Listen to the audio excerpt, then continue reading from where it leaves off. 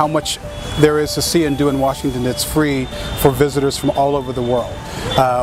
We love the fact that the food scene in Washington is second to none.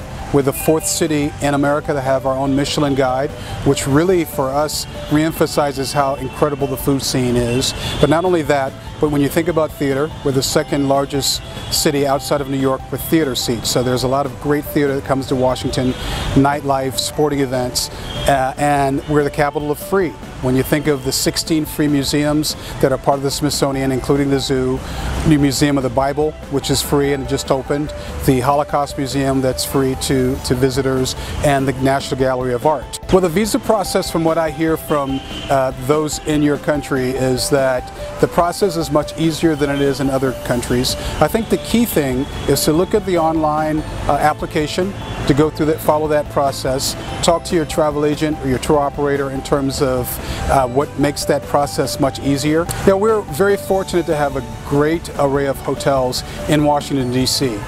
The Marriott Hotel Corporation, Hilton Corporation, Choice Hotels are all headquartered in the greater Washington area. I think the key thing for us is that we want to welcome visitors from all of those different areas: ecotourism, sustainable tourism, those that are knowledge seekers, those that love to travel for different reasons, because you have it all in Washington. Yeah, we pride ourselves on outdoor festivals and events and activities. In Washington, it traditionally starts with the National Cherry Blossom Festival, which is a 3.5-week festival which starts in the spring and attracts 1 million+ people.